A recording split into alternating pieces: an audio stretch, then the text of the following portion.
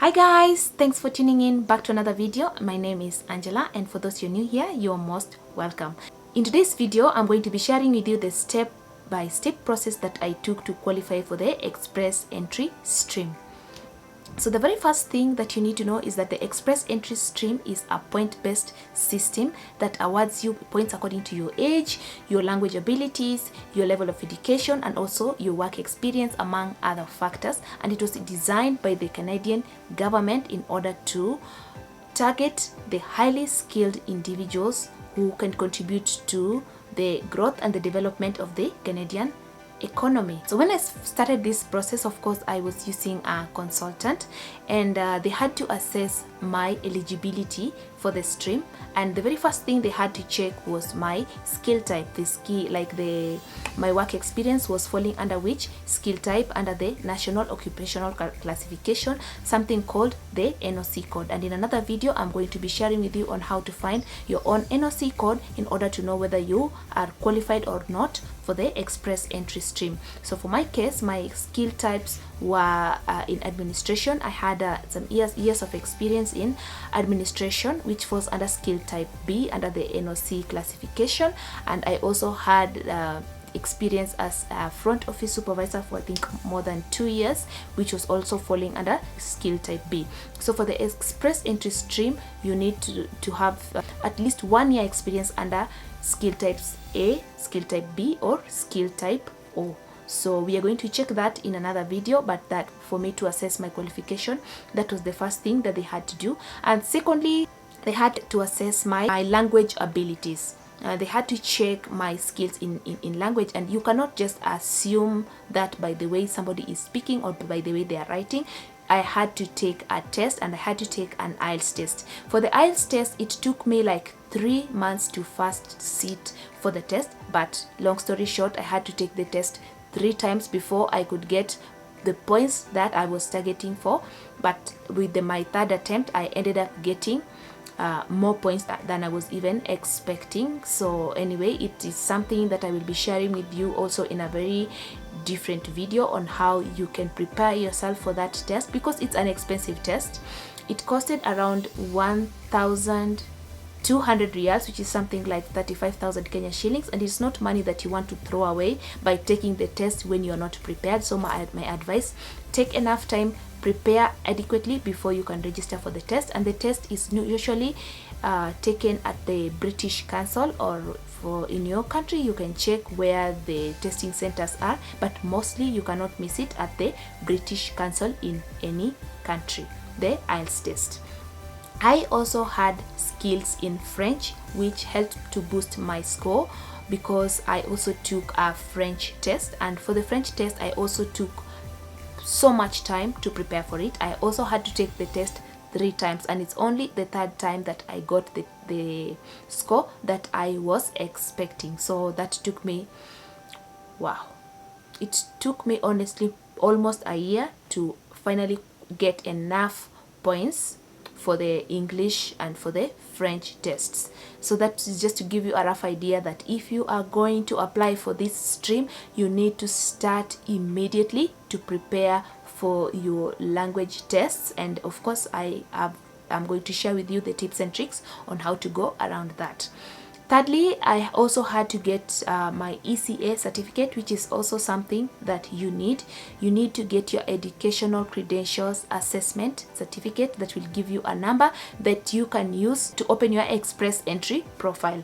And for that, you need to use an accredited body that will assess your highest level of education, the certificates for your highest level of education, and also your transcripts and all that, against the Canadian education to check their equivalence. And for my case, it was found that my degree, my 4-year degree, was also equivalent to a 4-year degree in Canada. So that was good. So that is also something that you will need to do, and it is done by accredited bodies, and the most common one is WES, which is in Canada. It's called a World Education System, that are used to assess educational certificates to see if they are genuine and to see how they rank under the Canadian education system. So if you're going to send your documents to West, make sure you are using genuine documents. Otherwise, if you are found in possession of falsified documents, then it will really cost you in your journey for immigration. So make sure you're using genuine documents. Then the other thing that I had to do, of course, after I got my first IELTS certificate and also my ECA certificate, I went ahead and created my express entry profile, which I will be showing you next on how I used the comprehensive ranking tool to assess or where I would be ranked in the express entry pool.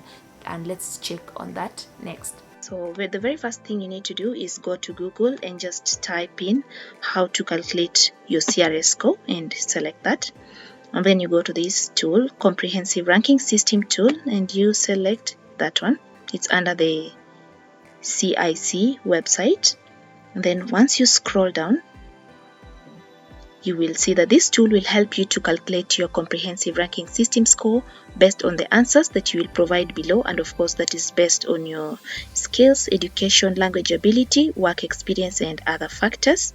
So you just scroll down and when you get to this point, then you can start answering this question, and you're told that you need to make sure that your CRS score is above the minimum points score for your rounds of invitation. So your marital status, if you're married, select married. In my case, I'll select single or never married. How old are you? Just put your age, and for my sake it's 35. So when you move on, your highest level of education, you need to enter that. If it's secondary or it is a college degree, whatever it is. In my case, I'll select a bachelor's degree. Make sure you are being very accurate to get a clear picture of what you are looking into.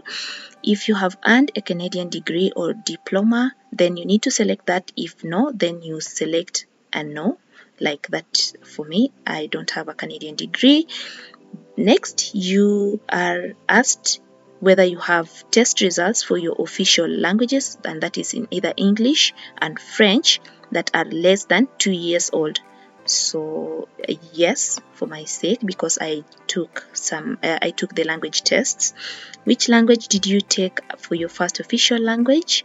I took the IELTS, and so for me, I took the IELTS 3 times, and I just put I think my last score, or at least, okay, let me put my first score. For speaking, I got a 7 when I first attempted the IELTS, and for listening I had an 8, and then reading, if I'm not wrong, I had a 6.5, and writing also a 6.5, which was a big letdown, because if you want to actually get a higher score or even bonus points, you need to get an 8, a 7, a 7, and a 7. So 8 triple 7. So I missed 0.5 points for reading and 0.5 points for writing, which made me be forced to retake the test. Of course, I'll share that with you on a later video. So if you have any other language results, then you can select yes, or whichever one you took. I took a TEF Canada as my second language to boost my score. And for speaking, the very first time I attempted this test, I got a 7, but CLB 7, which was falling under that. And listening, I think I had somewhere something like that. And reading, I had 207, was it?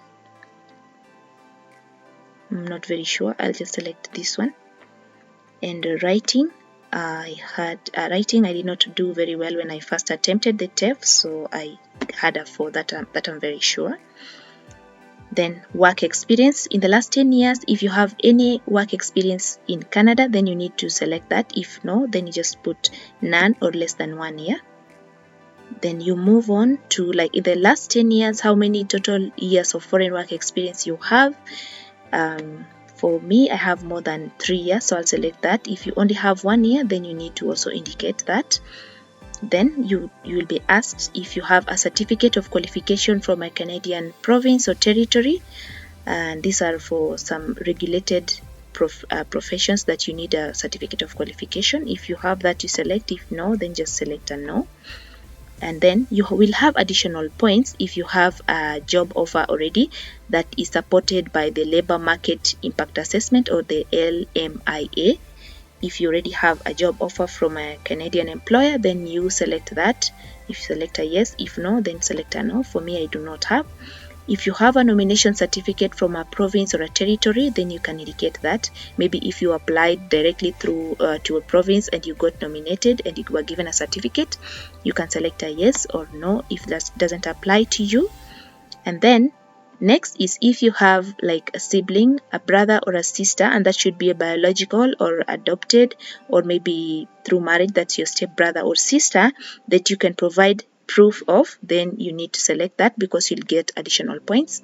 For me, I don't have any, so I will select a no. And then just after that, you can calculate your score. And once you click on calculate your score, you will see your results at the bottom. Then you'll be given scores according to your human capital factors, and that is age, level of education, official languages, and Canadian work experience. And then you'll also have scores for spouse factors, that is if you're married and your spouse also had his education assessed and he took a language test or has Canadian work experience, then you get additional points which will further boost your score. If not, then just leave that out.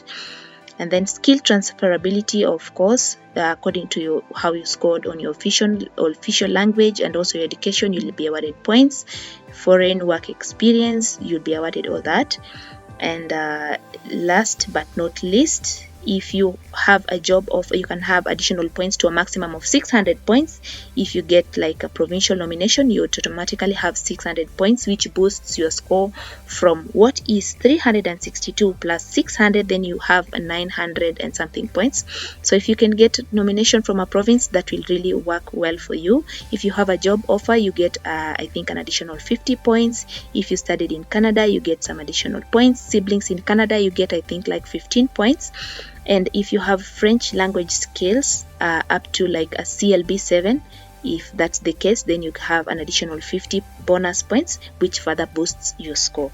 So when I first attempted or when I first calculated my score, I had something like, I think it was 353. There's somewhere that I may have missed 1 point. So as you can see from the first time that I created my express entry profile, I had 352 points. I think I had 353.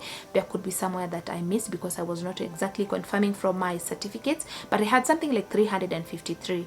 And that is after I had taken English and I had taken the French tests. I did not score high, and that is what forced me to retake the tests the second time and also the third time until I got what I was looking for. Okay, so once you are in the pool of candidates, what you are waiting for next is to receive an ITA, which is an invitation to apply.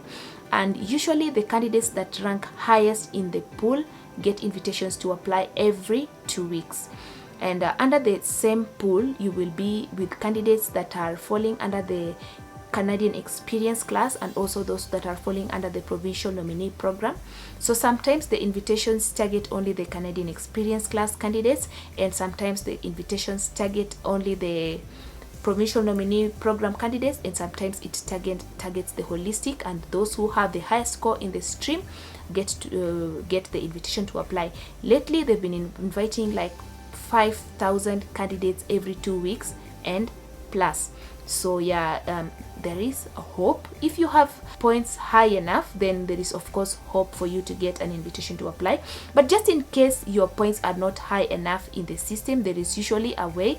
If you have skill types that are being searched for or that are on demand in some provinces, of course, you can contact those provinces. Once you are already in the express entry pool, you can contact those provinces for nomination, and if you meet their qualifications, they can give you a nomination certificate which you can use or you can update on your express entry profile. And it's very funny because once you get a nomination from a province, a provincial nomination, you get 600 bonus points on your express entry profile. So let's say today, with my 352 points that I had when I first created my profile, if I got an invitation from a province, I would get an additional 600 points, which would give me 952 points, which would definitely qualify me to get an invitation with the next round of invitations. So do not get discouraged if you are ranking low in the pool. As long as you qualify to be in the express entry pool, there is always a way. You can always get nominated by a province. You can always contact the provinces for nominations, and if you get lucky, then you get the extra bonus points, and voila, you are on your way to getting your PR done. So once you get your ITA, then of course you will proceed with providing documents. So when you create your express entry profile, make sure that your information is always accurate and up to date, because once you get the invitation to apply, then you will need to provide now proof of all the information that you gave in the system. If you are married, you need to provide a marriage certificate. If you mentioned that you have high level language abilities, you need to provide certificate to prove that you got the points that you dictated or that you indicated in your profile. And of course, you should know that in the language skills, you will be tested for your skills in listening, reading, speaking, and writing abilities. So just you need to get a clue of that. So you also need to get your police clearance certificate. You will need to get your medical assessment done, and it will be sent directly to the immigration body in Canada. So all those things, and once you pass all the tests, and once everything is approved with the security checks and all that, then you get your something called CORP. That is a one-time visa that will allow you to travel to Canada with your family, and then once you are there, then you will now get your permanent residency card. To summarize, the very first step is to check your NOC classification, or the National Occupational Classification, for your skill type to see whether you qualify for the express entry system or not. Secondly, you need to get your language certificates, whether you're going to take English, the English test, or the French test, or both. You need to get that done. So if you need to get that done, or you need to at least start planning to get that ready. You also need to send your documents to WES to get your ECA, or your Educational Credentials Assessment certificate. And then once you have all those documents, you will need to create your express entry profile.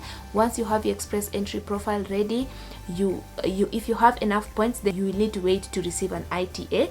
And once you receive an ITA, then you will proceed with all those providing all those other documents, like your police clearance certificate, your medical examination certificates, or you will and also another very important thing that you need to take note of is that you will need to show proof of funds according to the number of family members that you have. That is yourself and either maybe your spouse or your children, all the people that are in your family, whether they will be traveling with you to Canada or not. You need to show that you have enough money to take care of each and every one of them, because they assume that even though you may not be traveling with them at this point, they will still be able to join you later, and you have to show proof that you can provide for them comfortably before you get a job in Canada. When it comes to work experience, you will need to provide reference letters from your former employers. So make sure you are having a good rapport with them, because there are so many people who have a difficult time getting the reference letters from their employers. Once they smell the rat that you're planning to move to Canada, some of them can refuse to give you the reference letters. So you will have to see how to go about that. And in case you worked in a different country, and in case you worked in a different country, like for me, I worked in Qatar, then you need to make sure that you contact your former employers and get those reference letters. And in a nutshell, it's not an easy process. This whole PR process requires a lot of patience. You need to be very patient, but you also need to be very, very proactive. Documents that you can get way in advance, you need to go for them, because like the reference letters, you can already start contacting your former employers for reference letters, and they are usually formats. And if you need me to share with you maybe the format that you can use to give your employer to prepare your reference letter, because there is a specific format that you need to use, then you need to start getting those things done. You need also to be proactive to start polishing your language skills. When listening, reading, speaking, and writing, you need to also start with that. You need to be proactive also to get your ECA certificate, or your educational credentials assessment. the things that you can do in advance, you need to be very proactive so as to make sure that your process is smooth and shorter, because if you are missing some documents, then it's going to lengthen your process and it's going to give you so much frustration. So have patience, but also be proactive and don't give up. You can get very discouraged. Imagine paying 35,000, failing for an English language test, and then failing, and then paying another 35,000 for an English language test, getting the same score that you got the first time, and then you have to pay another 35,000 without any guarantee that the third time you're going to pass. I've heard of people who have taken the French test maybe 5 times. I don't know, there are people who even take the English test even 5 times before they get the score that they require. But you need to be determined, you need patience, and you need money. So this is a very expensive process, by the way. Let me just prepare you. It's a very expensive process. You are going to have to pay to get your educational credentials assessment. It's not free. You're going to have to pay for your language test. It's not free. If you're going to use a consultant, you're going to pay for that. It's not free. You are going to pay every step of the way. Once you get your invitation to apply, you will have to pay for that, and you'll also have to show proof of funds. You'll also have to show proof of funds according to the number of family members that are traveling with you or that you have. So it's a very expensive process, and that said, that as you even start preparing for your language skills, and as you start preparing for your documents, also start preparing to provide your proof of funds, whether you're going to liquidate some assets or whether you're going to get sponsorship by relatives or whatever you're going to do. Just know that it is not an easy process. It is very expensive, and you have to have a very good plan in place on how you're going to show your proof of funds, because you can qualify in all these other things and then fail to show proof of funds, and that will disqualify you. So guys, I wish you all the best in this process. It's a very hefty process, but I believe it's worth the while once you land. So good luck, and hope to see you in another video. Bye.